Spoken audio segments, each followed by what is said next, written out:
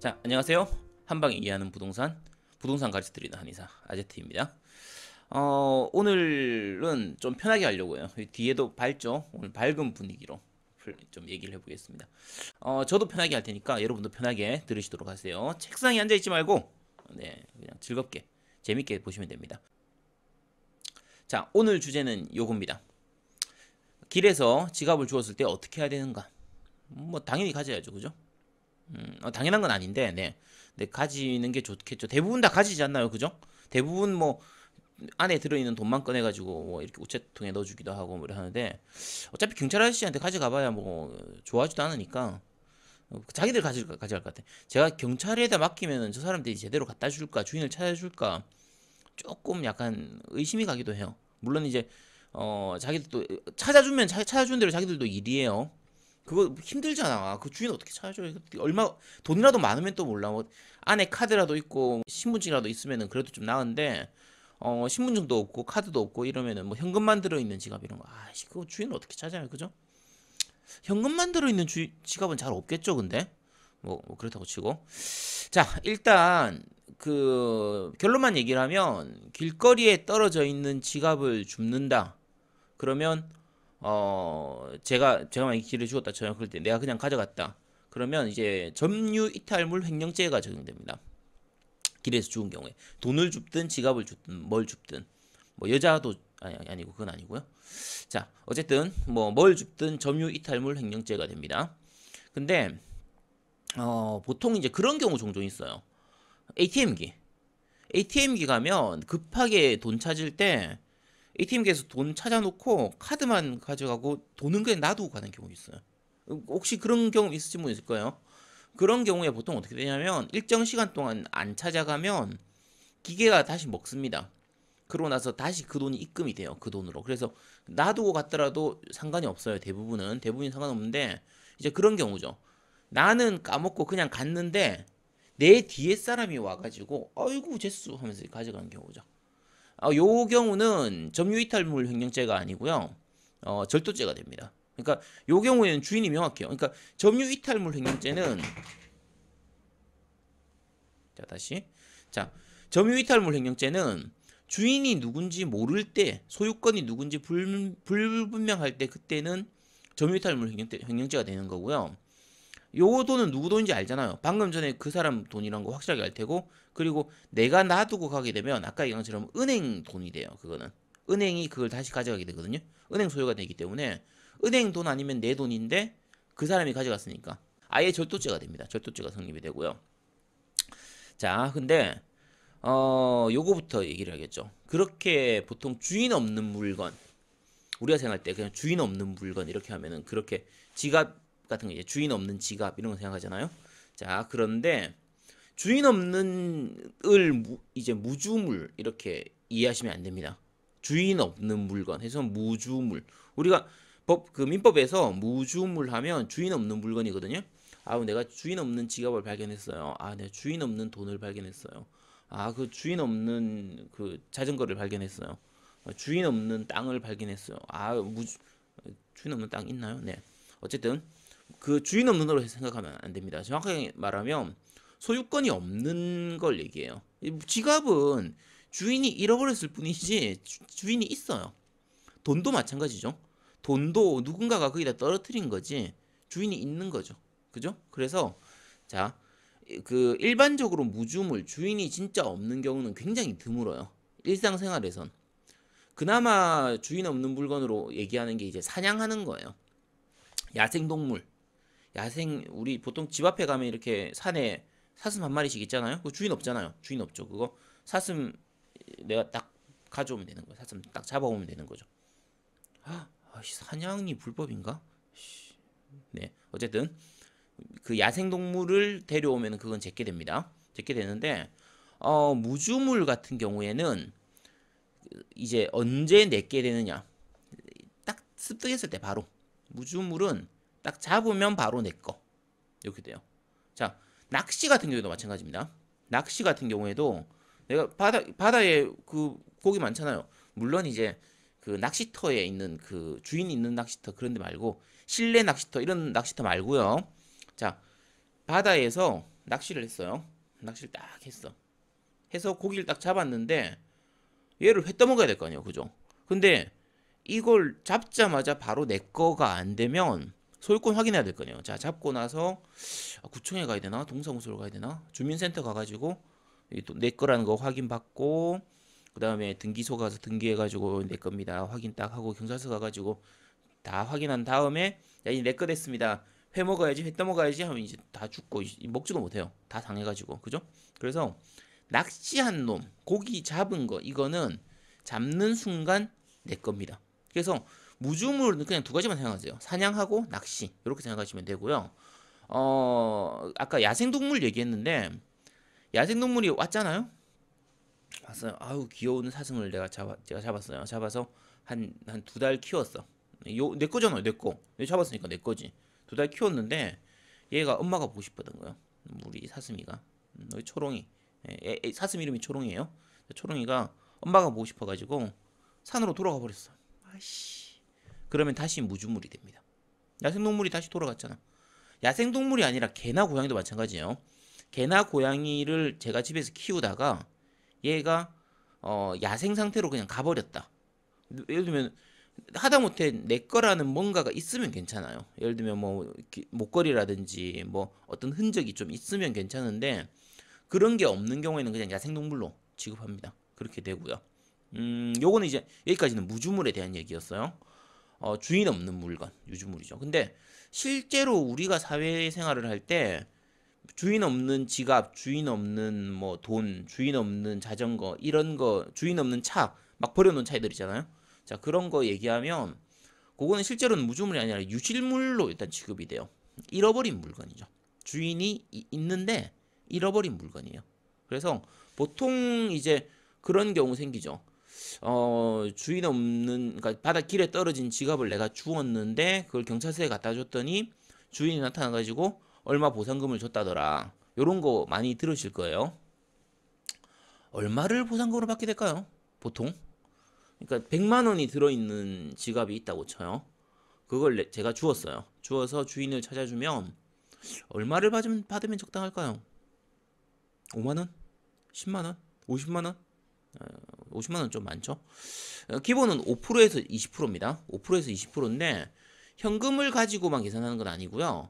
예를 들면 지갑이 되게 현금은 예를 들면 10만 원이 들어 있었는데 그 지갑이 명품이라서 뭐 한 500만 원짜리야. 그러면 대박이죠. 자, 그래서 보통은 그걸 잃어버렸을 때 그 주인이 받게 될 손해 그걸 기준으로 해서 5%에서 20%가 법적으로 정해져 있는 거예요. 수표 이런 거라든지 뭐 어음 이런 거 같은 경우에는 돈이 안 됩니다. 그 같은 경우에는 이제 실제로 그걸 잃어버렸다라고 하더라도 주인이 손해를 안 보게 된단 말이에요. 은행 가가지고 빨리 처리를 하면 주인이 손해를 안 볼 부분이기 때문에 가끔 뭐 뉴스 같은 데서 보면 이제 그런 거 나오죠. 1억짜리 수표가 든 지갑을 뭐 주었는데 그걸 주인을 돌려다 줬다. 야씨, 그러면 1억이면 5%만 해도 500만 원인데 아이씨. 안 됩니다. 네, 못 받아요. 그렇게 못 받습니다. 기대하지 마세요. 길 가면서 지갑 주우려고 하지 마세요. 별 의미 없습니다. 길에 떨어져 있는 지갑은 이미 누군가가 주워가지고 돈 빼놓고 다시 던져놓은 지갑이에요. 별 의미 없습니다. 자, 일단 그런 건 유실물이고요. 유실물 같은 경우에는 일단 제가 이제 경찰에다 맡기면 경찰에서 뭐 공고하고 이렇게 법적으로 공고를 하도록 되어 있거든요. 법적으로 주인 찾아가세요 이거 해놓고 나서 그 주인 찾아가세요를 뭐 TV 뉴스에 나오는 거 본 적 없죠? 뭐 신문에 지갑 잃어버리신 분 지갑 찾아가세요 이런 거 없잖아요, 그죠? 법적으로 되어 있는 공고를 하도록 되어 있는데 대부분은 그냥 아무도 안 보는 어디인가에 있는 게시판에 공고를 하는 거기 때문에 실제로 그걸로 주인 찾는 일은 거의 없습니다, 그죠? 그래서 경찰서에 맡겨놓고 나서 6개월이 지나면 6개월입니다. 6개월이 지나고 나면 그러면 그건 제게 됩니다. 제게 돼요. 유실물은 유잖아요. 유니까 6개월입니다. 6개월이 지나면 제게 됩니다. 자, 세 번째는 이제 매장물이에요. 매장물은 묻어놓은 거잖아요. 바닥에 땅에 묻어놓은 거야. 그래서 주인 찾으려면 좀 오래 걸려요. 바닥에 땅에 묻어놨으니까. 내가 그 예전에 그 사건 있었죠. 그 뭐 불법 도박 그거 사이트 운영하는 사람이 마늘 밭에다가 뭐 몇십억 이렇게 묻어놓은 그거. 그거 왜 묻어놨겠어요? 그 당장 꺼내 쓰려면 안 묻어놨겠죠. 오래오래 좀 두고 보관하려고 묻어놓은 거란 말이에요. 그러니까 주인도 자주 들락날락 할 게 아니기 때문에. 지갑은 내가 잃어버렸으면 바로 알 수가 있어요. 오늘 잃어버렸으면, 오늘 아침에 잃어버렸으면 내가 오늘 저녁 되면 바로 알겠죠. 근데 매장물은 잃어버린 걸 주인이 알기까지 오래 걸리기 때문에 이제 주인이 찾을 시간을 넉넉하게 줍니다. 1년. 매장물이니까 자, 우리가 매년 하잖아요. 매년 하는 것처럼 매년. 그래서 1년입니다. 1년이에요. 자, 어쨌든 그런데 매장물 같은 경우에는 이제 내가 땅에 묻어져 있던 거를 발견을 했다. 그러면은 아싸 내 거인 건 좋은데 이제 그런 경우죠. 이 땅이 내 땅이면 괜찮아요. 내 땅인데 내 땅이 아니야. 옆집 땅이야. 옆집 땅. 옆집 아저씨가 있는 땅인데 내가 보니까 뭐 살짝 삐져나와 있는 것 같거든요. 그래서 삽으로 파봤어요. 삽으로 파봤더니 안에 아이씨 돈다발이 이만큼. 자 이러면은 자 그 집 주인이 물론 자기 거라고 할 수도 있겠죠. 야, 내가 그럼 내가 물어보겠죠. 아저씨가 묻어놨어요? 아니, 아저씨 내가 묻어놓은 건 아닌데 내 땅에 있었으니까 내 거야. 라고 할 수도 있죠. 나는 주장할 거 아니야. 아니, 내가 팠으니까 내 거지. 아저씨는 여기 있는 줄도 몰랐으면서 라고 할 수 있잖아요. 그죠?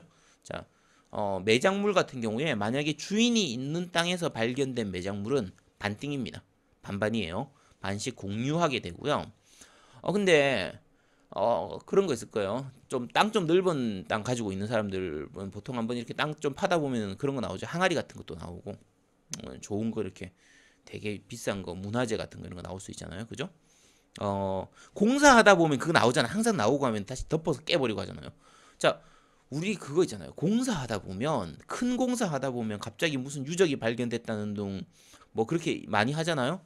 자, 공사할 때 그런 거 발견되면 그 공사하는 이제 그 인부들이나 그 회사가 건설 회사가 어떻게 할 것 같아요? 빨리 깨 부수고 다 없애버립니다. 다 치워버려요. 야 이런 거 발견했다고 하지 마. 다 치워버립니다. 왜냐하면 자 무주물이든 유실물이든 매장물이든 다 마찬가지인데요. 문화재라든지 학술적으로 뭔가 이렇게 중요한 그 물건들은 그거는 제게 아니에요. 그거는 6개월이 지나든 1년이 지나든 제게 아니라 나라 거예요. 그 중요한 거니까. 중요한 문화재잖아요. 그래서 나라 게 됩니다. 대신에 이제 보상은 좀 해줘요. 보상은 좀 해주는데 일반 개인 같으면은 그 보상으로도 뭐 괜찮다고 할 수 있겠지만 실제로 괜찮진 않지. 그 문화재 돈이 얼마인데 내가 그냥 몰래 딴 데 파는 게 낫지. 어쨌든 TV쇼 진품 명품 이런 데 가가지고 팔면은 아씨 좋겠죠. 네. 공사하는 사람들 같은 경우에는 건설사 같은 경우에는 지금 그 문화재가 중요한 게 아니고 빨리 건물을 짓고 이렇게 아파트를 지어야 될 거 아니야. 그래야지 하루만 늦어져도 그 은행 이자하고 돈 나가는 게 얼만데. 근데 문화재 발견되는 순간에 공사 스탑 되고는 돈 계속 돈만 나간단 말이에요. 그 다 실컷 한 3개월 동안 공사 못하게 해가지고 한 100억 날라갔는데 그래 문화재 찾아줘서 고마워하고 1억 주고 하면은 막 속 뒤집어지잖아요. 그죠?